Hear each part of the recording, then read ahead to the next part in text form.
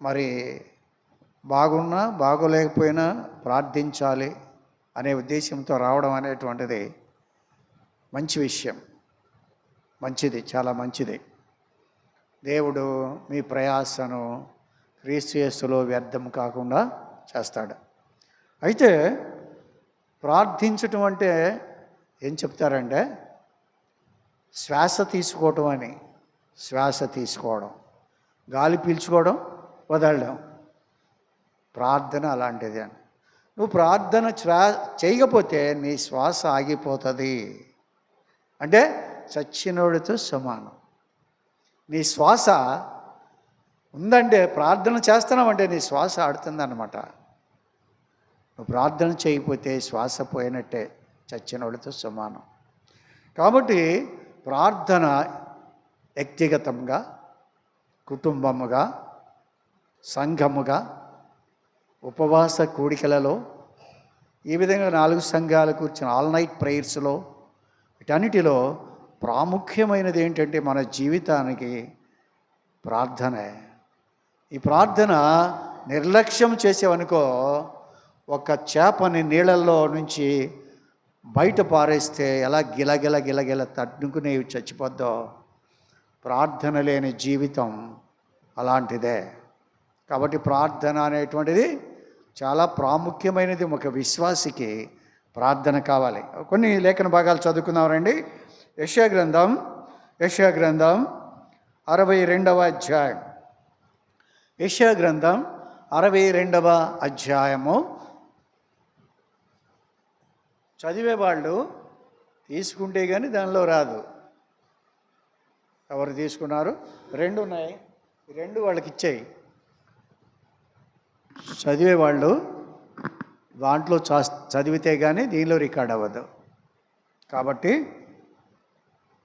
Reference చెప్పినప్పుడు చక్కగా చదవడానికి ప్రయత్నం చేయండి. యెషయా గ్రంథం 62వ అధ్యాయం 6-7 వచనాలని మన అందరం కలిసి చదువుకుందాం. యెరూషలేమా, నీ ప్రాకారముల మీద నేను కావలి వారిని ఉంచి ఉన్నాను. రేయైనా పగలైన వారు మౌనముగా ఉండరు. యెహోవా జ్ఞాపకకర్తలారా, విశ్రమింపకుడి. ఆయన యెరూషలేమును స్థాపించు వరకు, లోకమందంతటా దానికి ప్రసిద్ధి కలుగజే వరకు ఆయనను విశ్రమింపనీయకుడి. ప్రార్థన చేసుకుందాం. జీవము కలిగిన, ప్రేమ కలిగిన, కృప కలిగిన, నమ్మకమైన, స్వచ్ఛమైన దేవా, నీ పాదములకు స్తోత్రాలు. చదవబడినటువంటి లేఖన భాగముల పరిశుద్ధాత్మ యొక్క ప్రభా చేత వ్రాయించి ఉంచిన దాన్ని బట్టి వందనాలు. అదే పరిశుద్ధాత్మ యొక్క తండ్రి ప్రాభిషేకం వలన వివరించడానికి కావలసిన నీ యొక్క కృప దయచేసి పెట్టమని సనలో సాగిలు పడుతూ, అల్పుడను అయోగ్యుడను ఎన్నిక లేని నన్ను కూడా జ్ఞాపకం చేసుకునమని, ఈ మట్టిఘటములో నుండి మహిమైశ్వర్యాన్ని వెలికి తీసుకురామని యేసు నామములో ప్రార్థించి వేడుకుంటున్నాను పరమ తండ్రి, ఆమేన్. యెరూషలేము అన్నప్పుడల్లా సంఘమా, సియోను అన్నప్పుడల్లా సంఘమా అనేటువంటిది మనం మర్చిపోకూడదు. సంఘమా అనేటువంటిది యెరూషలేము, సంఘముకి గుర్తుగా ఉంది. యెరూషలేమా, నీ ప్రాకారముల మీద నేను కావలి వారిని ఉంచి ఉన్నాను. ప్రాకారముల మీద, ఎక్కడ?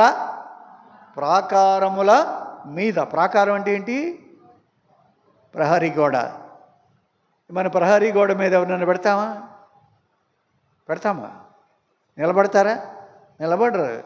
అయితే యెరూషలేము ప్రాకారం కానీ, యెరికో ప్రాకారం కానీ చాలా విశాలమైనది. రోడ్డు అంత ఉంటుంది.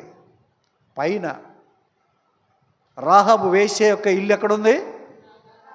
ప్రాకారం మీద కట్టుకుంది. ప్రాకారం మీద ఇల్లు ఉందంటే గోడ మీద ఇది ఎంత అడల్పునుందో అది ఎంత ఉంటుందంటే మన రోడ్డు ఎంత ఉంటుంది. అంతటి ప్రాకారము మీద కావలి వారిని ఉంచారన్నమాట. యెరూషలేముకి హాని కలగకుండా భద్రత కొరకై దాని మీద గన్స్ ఇచ్చేసి, వాటి మీద గన్నులు పెట్టుకుని చుట్టూ ఎవరైనా శత్రువులు వస్తే వారిని చంపడానికి యెరూషలేము ప్రాకారం మీద కావలి వారిని పెడతారు. సంఘానికి మీరు కావలి వారు, ప్రార్థన చేసేవాళ్ళు. మరియమ్మ, సంఘానికి మీరు ప్రార్థన చేసేవాళ్ళు, కావలివారు. సంఘమును కాపాడబడేది, సంఘములు కాపాడబడాలంటే, సంఘములు భద్రంగా ఉండాలంటే ప్రార్థనా పరులైనటువంటి విశ్వాసులు సంఘంలో తప్పక ఉండాల్సిందే. వాళ్ళ ద్వారా మాత్రమే సంఘము భద్రపరచబడుతూ ఉంటుంది. ప్రార్థనా పరులు ఎక్కడ లేకపోతారో ఆ సంఘము ముక్క చెక్కలై ఒక్కలైపోతేటువంటిదిగా ఉంటుంది. కాబట్టి ప్రార్థన ప్రాముఖ్యమైనది. నీ బ్రతుకులో, నీ కుటుంబంలో, నీ సంఘములో నువ్వు ప్రార్థన చేసే వ్యక్తిగా ఉన్నావా లేదా? నిర్లక్ష్యంగా, అలక్ష్యంగా ఇంటి దగ్గర ప్రార్థన ఇక్కడ జరుగుతుంటే ఇంటి దగ్గర పండుకునేటువంటి ఆచారం అలవాటు కలిగినటువంటి దానవుగా ఉన్నావా? అలవాటు కలిగిన వాడవగా ఉన్నావా? కాబట్టి ప్రార్థన ప్రాముఖ్యమైనట్టు అన్నాడు. ప్రాకారముల మీద నేను కావలి వారిని ఉంచి ఉన్నాను. రేయైనను పగలైనను వారు మౌనముగా ఉండరు. వాళ్ళ పనేంటి? డే అండ్ నైట్, రాత్రనక పగలనక కాపలా కాస్తూ ఉంటారు. కాపలా కాస్తూ ఉంటారు.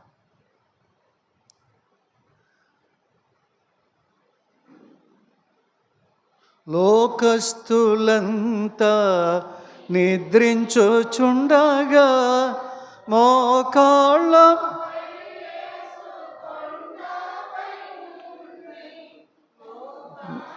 ఆగండి.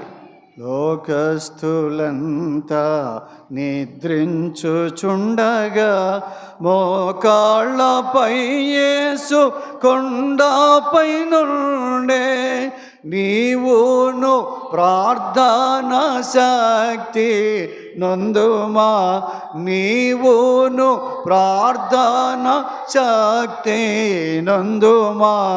ఓ నా సోదర వెనుకంజ వేయకు, ఓ నా సోదరి వెనుకంజ వేయకు.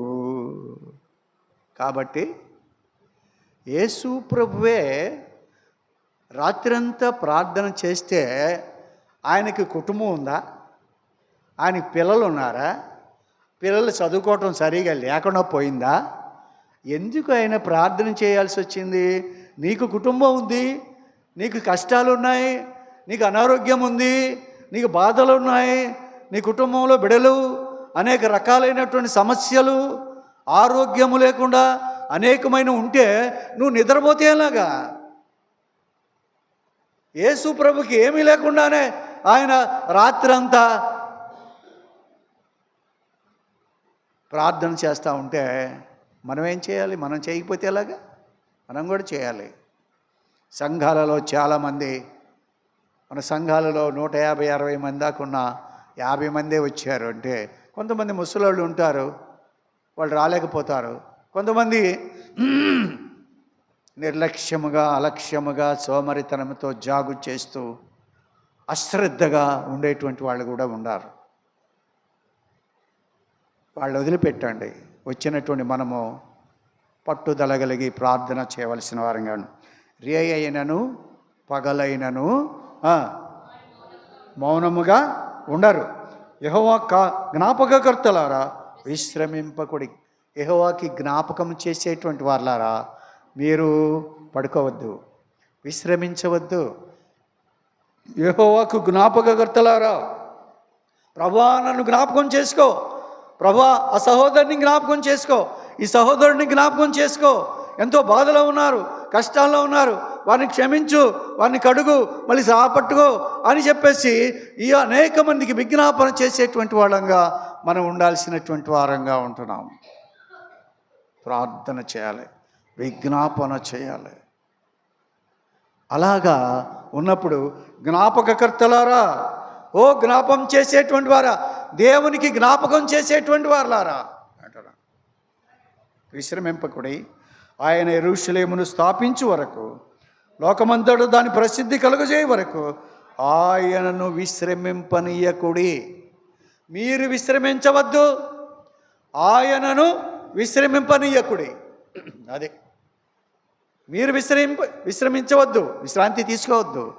ఆయనకి కూడా విశ్రాంతి ఇవ్వద్దు. ఆయన మామూలుగా ఆయన కునుకడు, నిద్రపోడు. ఆయన ఎటు విశ్రాంతి లేకుండానే ఉంటాడు. నువ్వు అర్ధరాత్రి లెగిస్తే పరలోకమందున నా తండ్రి అంటే ఏమి నా బిడ్డ, ఏమి నా కుమారుడా కుమార్తె అని వెంటనే పలకగలిగినటువంటి దేవుడు ఒక్కడే ఈ లోకంలో, ఇంకెవరు లేరు. ఆ తండ్రికి నీకున్నటువంటి ఆ బంధం, సంబంధం, బాంధవ్యం, కుమారత్వం, కుమార్తెతత్వం ఇవన్నీ కూడా దేవుడు ఆకాశమునకు భూమికి మధ్య వ్రేలాడగట్టబడి 3 మేకుల మీద వ్రేలాడగట్టబడి 5 గాయములు పొంది 5,000 కంటే ఎక్కువ గాయములతో శరీరం ఆపాదమస్తకం నఖశిఖ పర్యంతం అరకాల మొదలుకొని నడినెత్తి వరకు కొంచెమైనా స్వస్థత లేకుండా చేయబడినటువంటి ప్రభు నీ మనవి నా మనవి, నీ ప్రార్థన నా ప్రార్థన వినడానికి ఆయన చెవులు రిక్కించుకొని చూచేటువంటి వాడిగా ఉన్నాడు. కానీ మనము ప్రార్థన చేసేవాళ్ళంగా మాత్రం లేం. కాబట్టి జ్ఞాపకం చేసుకోండి, విశ్రమింపనీయకుడి, ఆయనను విశ్రమింపనీయకుడి అని మనము విశ్రమింపకూడదు. ఆయనను విశ్రమింపనీయకుడి. పోరాటం ఎవరు చేశారు? పోరాటం? ఎవరు? ఇంకెవరు చేశారు పోరాటం? యాకోబు రాత్రంతా పెనుగులాడి పోరాడాడు రాత్రంతా. నేను వెళ్తాను అంటే నువ్వు వెళ్ళటానికి లేదు, నన్ను ఆశీర్వదించితేగా నేను వదలను. అలాంటి పట్టుదల మనకుందా? ప్రభువా మమ్మల్ని ఆశీర్వదించు, మా సంఘాలను ఆశీర్వదించు, మా కుటుంబాలు ఆశీర్వదించు, మా వ్యక్తిగతంగా ఆశీర్వదించు, ఇదిగో మా కష్టాలు, ఇదిగో నీ అశ్రద్ధ అని మనం అడిగినప్పుడు ఆయన మన యొక్క విన్నపములను ఆలకించేవాడుగా ఉంటాడు. విలాపవాక్యములు యెర్మయా గ్రంథం తర్వాత విలాపవాక్యములు 2:18. జనులు హృదయపూర్వకముగా యెహోవాకు మొర్రపెట్టుదురు, యెహోవాకు మొర్రపెట్టుదురు. సియోను కుమారి ప్రాకారం. సియోన్ అంటే సియోన్ అన్న సంఘమే. సియోను కుమారి ప్రాకారమా, నదీ ప్రవాహము వలె దివారాత్రము కన్నీరు పారనిమ్ము, విరామము కలుగనీయకము, నీ కంటి పాపను విశ్రమింపనీయకము. ఇంకేమన్నా? ఇందాకేమన్నాడు? నువ్వు విశ్రమింపవద్దు, ఆయన్ని విశ్రమింపనివద్దు, నీ కంటి పాపని కూడా ఇక్కడ చాలామంది ఇక్కడ కూర్చున్నారు కానీ నిద్రపోతున్నారు. చాలామంది కూర్చున్నారు కానీ కంటి పాపను ఏం చేస్తున్నారు?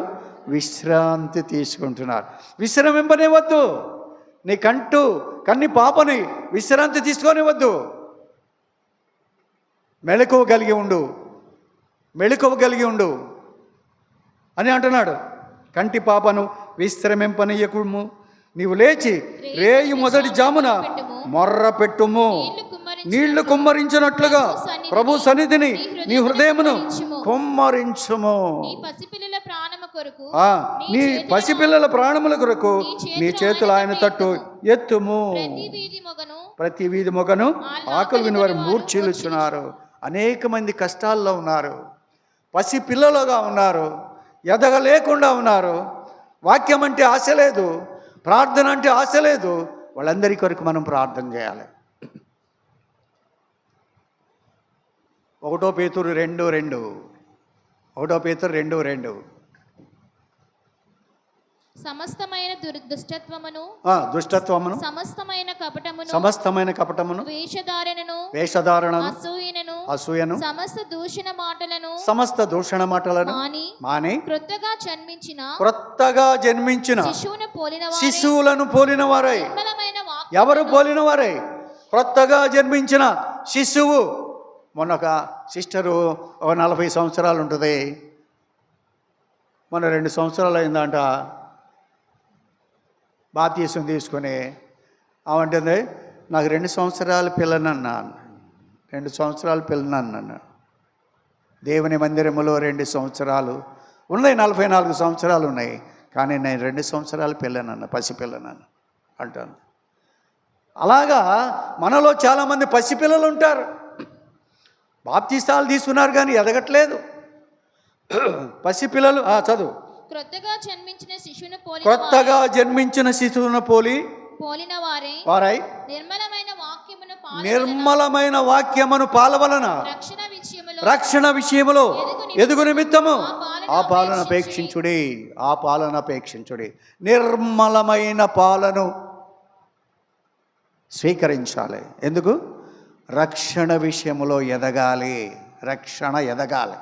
దినదినము ప్రవర్ధమానమై రక్షణ ఎదుగుతూ ఉండాలి. ఆ రక్షణ ఎదుగుతూ ఉండాలంటే పాలు కావాలి. పాలు అంటే వాక్యము కావాలి. వాక్యం ఎలాంటిది కావాలి?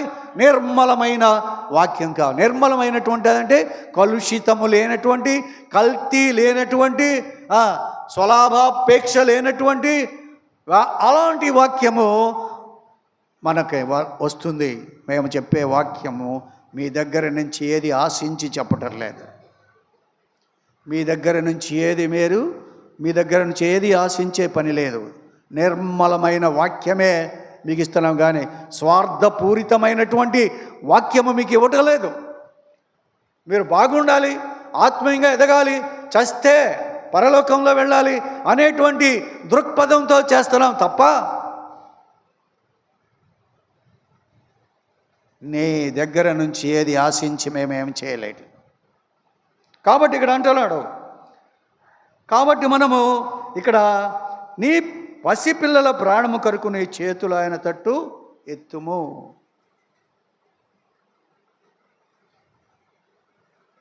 నీ చేతులు ఆయన తట్టు ఎత్తి కొండల తట్టు నా కనులెత్తుచున్నాను, ఎక్కడ నుండి నాకు సహాయము చును, యెహోవా వలననే సహాయము దొరుకును. ఈ లోకంలో ఎవరిని ఆశ్రయించినా సహాయము దొరకదు. కాబట్టి ఆయనను అందుకని జనులు హృదయపూర్వకముగా యెహోవాకు మొర్రపెట్టుదురు. చాలామంది హృదయపూర్వకంగా మొర్రపెట్టని వాళ్ళు ఉంటారు. కాబట్టి ఆ మాట వాడుతున్నాడు ఇక్కడ. హృదయపూర్వకముగా మొర్రపెట్టాలి, సంపూర్ణముగా ఆయనను మొర్రపెట్టవలసినటువంటి వారముగా ఉన్నాం.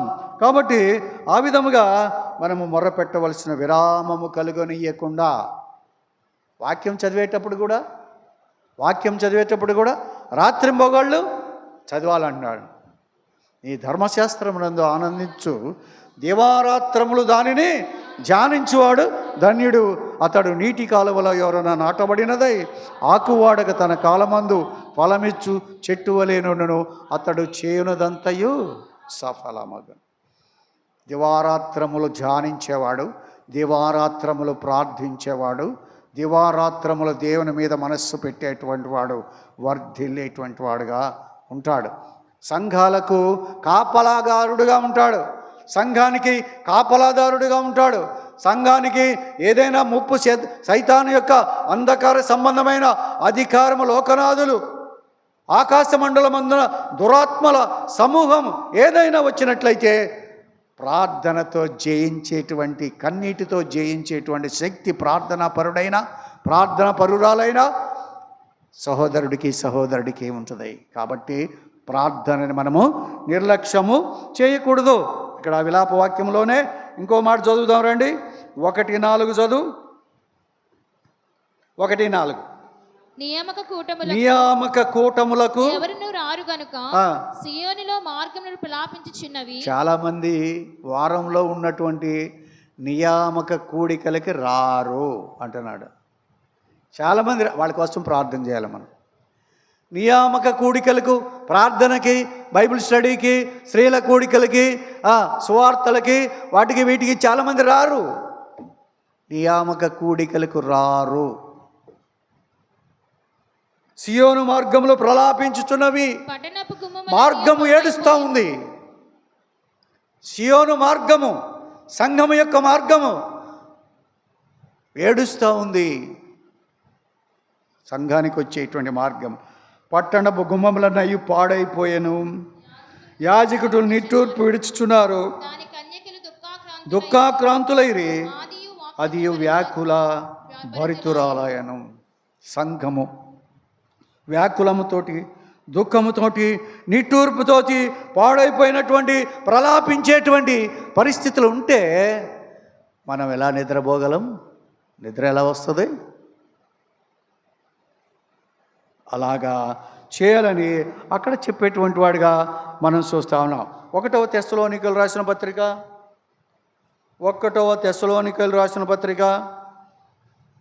3:9 మేము మీ ముఖము చూచి మీ విశ్వాసంలో ఉన్న లోపమును తీర్చునట్లు అనుగ్రహించుమని రాత్రింబగళ్ళు అత్యధికముగా దేవుని వేడుకొంచున్నాము. రాత్రింబగళ్ళు ఎప్పుడెప్పుడు? రాత్రింబగళ్ళు. ఎందుకని? మీ విశ్వాసంలో ఉన్నటువంటి లోపములు సరిచేయబడవాలని.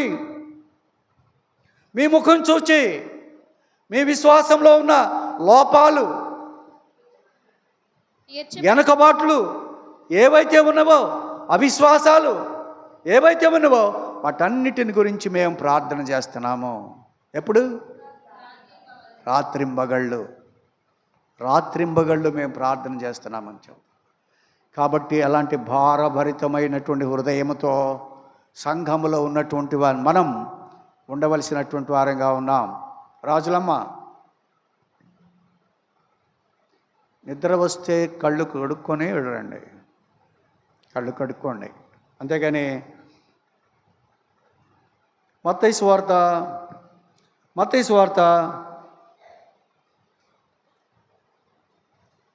14:31 ప్రభు చేసిన ప్రార్థన. వెంటనే యేసు చెయ్యి చాపి అతని పట్టుకొని అల్ప విశ్వాసి ఎందుకు సందేహపడుతుమని అతనితో చెప్పాను. ఎవరితో ఈ మాట అంది? ఎవరితో? పేతురుతో. పేతురు అన్నాడు, నేను కూడా నడుస్తాను ప్రభువా. ఎవరు అనకూడదు అసలు. ప్రభు నీటి మీద నడుస్తుంటే ఏమనాలి? చూడాలి అంతే. మిగిలిన వాళ్ళు మెదలకుండా కూర్చున్నారు. పేతురు మాత్రం అన్నాడు, ప్రభు నేను కూడా నడుస్తానన్నాడు. అన్నాడు. నడుస్తుంటే గాలిని చూచి భయపడి గాలిని చూచి చూసే భయపడ్డాడు. గాలిని చూచి. గాలి అంటే ఏంటో 135 కీర్తన తీయండి. 135:7. 135:7. భూదిగంతముల నుండి ఆవిరి లేవ చేయువాడు ఆయనే, వాన కురియునట్లు మెరుపు పుట్టించువాడు ఆయనే, తన నిధులలో నుండి గాలిని ఆయన బయలువెళ్ళ చేయును. ఎక్కడ నుంచి? నిధి అంటే ఏంటి? నిధి అంటే ఏంటి? దాచబడేటువంటిది నిధి. నిధి అంటే ఆస్తిని కూడా అంటారు. నిధిలో నుంచి, దాచబడిన దానిలో నుంచి ఒక గాలిని తీసుకొచ్చాడు. ఆ గాలిని తీసుకొస్తే దేవుడు దాన్ని చూసి ఏం చేయటం? భయపడ్డాడు. నువ్వు నడవాలన్నావు కానీ గాలిని చూస్తే భయపడ్డావేంటి అని అంటానికి గాలిని తీసుకొని వచ్చి చూస్తే ఈ నడిచేవాడు స్థిరంగా నిలబడతాడా లేదా అని చూసే నిలబడలా. ఎందుకని? అల్ప విశ్వాసం అంటే ఏంటి? అల్పం అంటే తేలికైనా అని. విశ్వాసం బరువుగా ఉన్నంతకాలం మనిషి తేలిగ్గా ఉన్నాడు. విశ్వాసం అల్పమయ్యేసరికల్లా మనిషి బరువు అయ్యాడు, మునిగిపోతున్నాడు. అర్థమైందేమో? అర్థమైంది. కాబట్టి మునిగిపోతున్నాడు. మునిగిపోయేటప్పుడు ప్రార్థన చేశాడు. ఏం ప్రార్థన చేశాడు? అది ప్రభువా నన్ను రక్షించు అన్నాడు. మనకులాగా పరలోకమున్నా తండ్రి నీ నామం పరిశుద్ధపరచమును గాక, నీ రాజ్యం వచ్చును గాక ప్రభా మా కుటుంబం బాగలేదు, అది లేదు, ఇది అనే వరకు ఎక్కడికి పోతాడు? అడుక్కి వెళ్ళిపోతాడు. చేయి పట్టుకుంటానికి కూడా ఉండదు. ఒక్క ప్రార్థన, ఎంత స్వల్పమైన ప్రార్థన చేశాడో, ప్రభాను రక్షించన్నాడు. చెయ్యి ఇంకా పైన ఉంది, మనిషిలో అయ్యాడు, చెయ్యి పట్టుకున్నాడు, పైకి లేవనెత్తాడు. అల్ప విశ్వాసి ఎందుకు సందేహించావు? సందేహించిన వాడిగా ఉన్నాడు కాబట్టి మునిగిపోయాడు, అనుమానించాడు కాబట్టి మునిగిపోయాడు. కాబట్టి ఆ విధముగా గాలి చూసినటువంటి వాడిగా ఇక్కడ మనం లోపం చూస్తున్నాం. కాబట్టి ఇంకో చాటుగా చూస్తే రండి, ఇంకో మాట చూద్దాం. నాకు ఇంకా టైం అయిపోతుంది, త్వరగా 2 మాటలు చెప్తాను. అక్కడ నుండి 122 కీర్తనకు రండి. కీర్తన గ్రంథం 122 6వ వచనం. యెరూషలేము యొక్క క్షేమము కొరకు, యెరూషలేము యొక్క క్షేమము కొరకు ప్రార్థన చేయడు. ఏం చేయాలంట? యెరూషలేము అంటే ఏం చెప్పాం? సంఘము అని చెప్పాం. సంఘం అంటే ఏంటి? దేవుడు తన స్వరక్తమిచ్చి సంపాదించిన సంఘం. అది మామూలుది కాదు, సామాన్యమైనది కాదు. సంఘం అంటే సంఘం ఎవరిది? ఎవరిది కాదు. అప్పుడు అనేవాళ్ళు గాబ్రియెల్ సంఘానికి వెళ్ళాలి, ఆ సాలమోను సంఘానికి, బోపుతాను సంఘాన్ని. ఎవరికి అందరూ వెళ్ళిపోవాల్సింది. సంఘం ఎవరిది? దేవునిది. దేవుడి సంఘం అది. సంఘస్థులు చాలామంది చచ్చిపోయారు. ఈ 70 సంవత్సరాల్లో చాలామంది చనిపోయారు. చాలామంది వచ్చారు, చాలామంది వస్తున్నారు, చాలామంది పోతున్నారు. వీళ్ళంతా పరలోకానికి వెళ్ళాలనే మీ ప్రార్థన అయి ఉండాలి. ప్రతి ఒక్కరూ పాపమును విడిచిపెట్టి విశ్వాసముతో దేవుని వెంబడిస్తూ ఉంటూ దేవుని మహింపరచాలని. ఇంకా రండి, యెరూషలేము కొరకు క్షేమము కొరకు ప్రార్థన చేయడి. యెరూషలేమా నిన్ను ప్రేమించువారు వర్ధిల్లుతారు. కేవలము యెరూషలేమును ప్రేమించువారు ఏమవుతారు? వర్ధిల్లుతారు. సంఘాన్ని ప్రేమించిన వారు, మందిరాన్ని ప్రేమించిన వారు వర్ధిల్లుతారు. నీ ప్రేమ లోకములో ఉన్న వాటిని కాకుండా సంఘమును, మందిరంలో ఉన్నటువంటి వాక్యాన్ని, ప్రార్థనని, ఉపవాసాన్ని, కూడికలను ప్రేమించి నువ్వు వచ్చినప్పుడే వర్ధిల్లుతావు. నువ్వు వర్ధిల్లుతావు, నీకేం అక్కర్లేదు, వర్ధిల్లుతావు. అక్కడ ఏం రాశాము దాని మీద? నీ మందిరమునందు నివసించువారు ధన్యులు. అంతే, నీ మందిరమునందు నివసించువారు ధన్యులు. కాబట్టి భక్తిహీనుల గుడారములో నివసించుట కంటే నా దేవుని మందిరములో ద్వారమునొద్ద ఉండుట నాకు శ్రేష్టము. ద్వారము దగ్గర ఉంటే చాలు. మందిరాన్ని ప్రేమించేవాడు ఎవడు చెడిపోలేదు. ఇప్పటి వరకు నాకు తెలిసి మందిరాన్ని ప్రేమించేవాడు, సంఘాన్ని ప్రేమించేవాడు ఎవడు చెడిపోలేదు. కాబట్టి అందుకని ఇక్కడ ప్రేమించేవారు వర్ధిల్లుదురు, నీ ప్రాకారములలో నెమ్మది కలుగును గాక. ఎందుకని ప్రాకారములలో నెమ్మది కలుగుతానికి కారణమేంటి?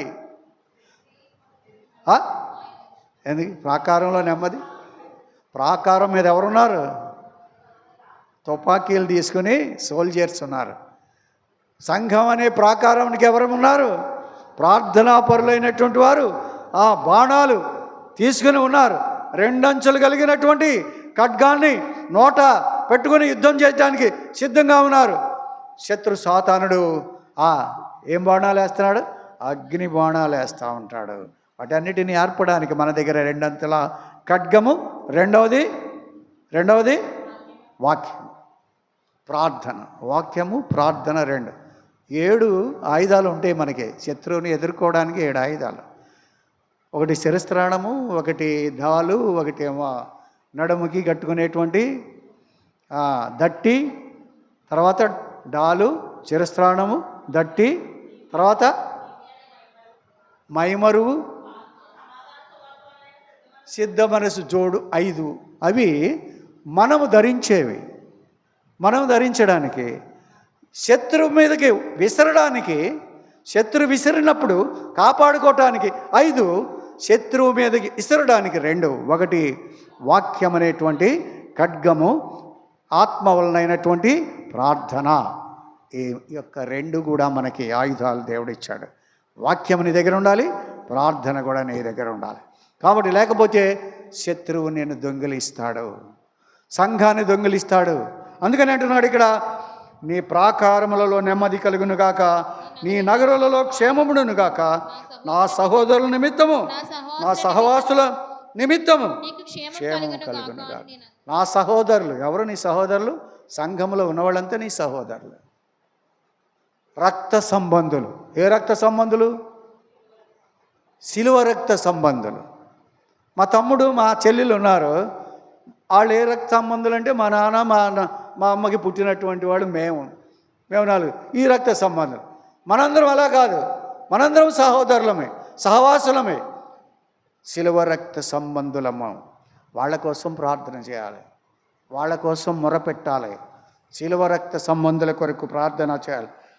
సహోదరుల నిమిత్తమును సహవాసుల నిమిత్తమును నీకు క్షేమముగా కానీ నేను అందును. మన దేవుడైన యెహోవా మందిరము నిమిత్తము నీకు మేలు మందిరము నిమిత్తము. ఇక్కడ మందిరాన్ని గురించి చక్కగా చెప్తున్నాడు. చూడండి 1వ వచనం, యెహోవా మందిరమునకు వెళ్ళుదామని జనులు నాతో అనినప్పుడు నేను సంతోషించుదని.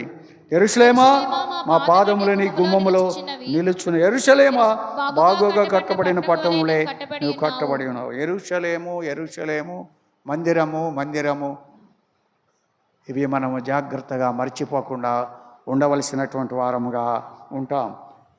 ఇంకొక చోట తీసుకెళ్ళి వదిలేస్తాను, 1-2 చెప్తాను.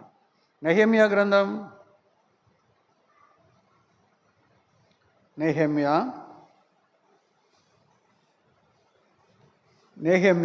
1వ అధ్యాయం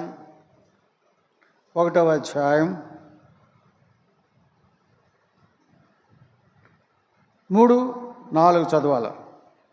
వారు చెరపట్టబడిన వారిలో శేషించిన వారు ఆ దేశంలో బహుగా శ్రమను నిందను పొందుచున్నారు.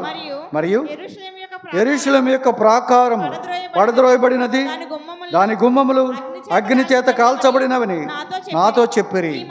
ఈ మాటలు విన్నప్పుడు నేను కూర్చుండి ఏడ్చి కొన్ని దినములు దుఃఖముతో ఉపవాసముండి ఆకాశమందలి దేవుని ఎదుట విజ్ఞాపనము చేసి తిని. విజ్ఞాపన అంటే ఏంటి? ఇతరుల కొరకు చేసే ప్రార్థన. ఏమైంది? మందిరానికి ఏమొచ్చింది? ప్రాకారములు పడిపోయినాయి, ద్వారాలు కాలిపోయాయి, పరిస్థితి బాగోలేదు. దాని కొరకు ఏం చేయాలి? ఎక్కడైనా మందిరంలో ఇలాంటి పరిస్థితులు ఉంటే చేయాల్సిందేంటి? ప్రార్థన తప్ప మరి యొక్క అని లేదు మనకి. 1 సమయాలు 1:10 చదువు, పక్కనే ఉంటుంది. 1 సమయాలు రాజులకు ముందు ఉంటుంది. 1 సమయాలు 1 ఆగండి, నన్ను కూడా తీయండి. 1:10 బహు దుఃఖాక్రాంతురాలై వచ్చి యెహోవా సన్నిధిని ప్రార్థన చేయుచు బహుగా ఏడ్చుచు, సైన్యములకు అధిపతి యెహోవా నీ సేవకురాలనైన నాకు కలిగి ఉన్న శ్రమను చూచి నీ సేవకురాలనైన నన్ను మరొక జ్ఞాపకము చేసుకొని. ఎన్నిసార్లు అంటదండి సేవకురాలనైనా నీ సేవకురాలనైనా మర్చిపోకుండా నన్ను జ్ఞాపకం. అయ్యా నీ సేవకురాలని నేను. ఎంత దీనమైనటువంటి మనస్సు కలిగినటువంటిదిగా. నాకు మగపిల్లను దయచేసిన ఇలా వాని తల మీద క్షౌరపు కత్తి అన్నట్టుగా నేను రానియక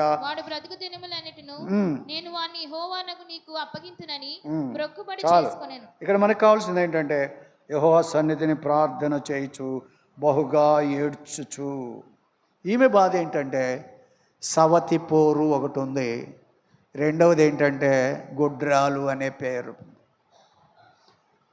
అయితే ఈమెకి పిల్లోడు పుడితే మందిరానికి అవసరం 2 అక్కర్లు ఉన్నాయి. ఈవిడికి పిల్లోడు పుడితే 2 అవసరాలు తీర్చబడాలి. ఒకటి, మందిరం బాగోలేదు, అక్కడ ఏలీ కుమారులు పరిస్థితి బాగోలేదు. బాగోనప్పుడు అక్కడ ఒకరు రావాలి. అయితే ఈవిడికి కుమారుడు ఉన్నాడని అనిపించుకోవాలి. ఈ కుమారుడు ఒక్కడే 2 చోట్ల పని చేయవలసినటువంటి వాడుగా ఉన్నాడు. కాబట్టి ప్రార్థన చేసి ఏడ్చి ప్రార్థన చేసి నాకు కుమారుణ్ణి దయచేయమని ప్రార్థన చేసినటువంటిదిగా హన్నాని మనం చూస్తున్నాం. అన్న కంటే ఎక్కువ ప్రార్థన చేయాలి. అన్న ఇంకొక ఆవిడ ఉందా? ఇంకొక ఆవిడ ఉంది. లోకాసువార్త 1వ అధ్యాయం. అన్న ఆవిడేం చేస్తుంది? విధవరాలై ఉండి చదువు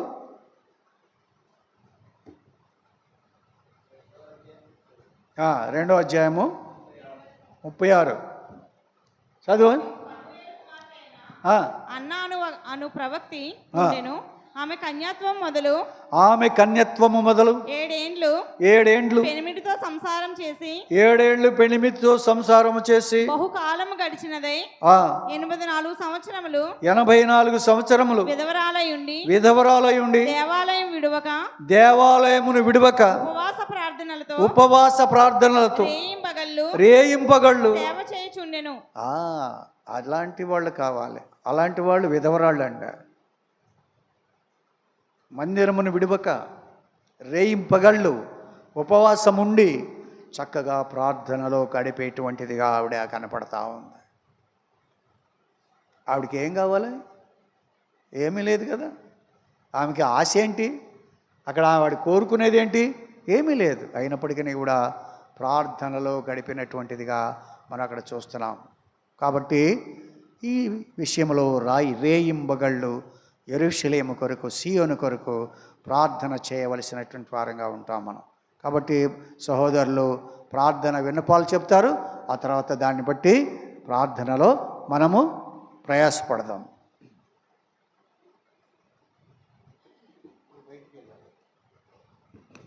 సమయంలో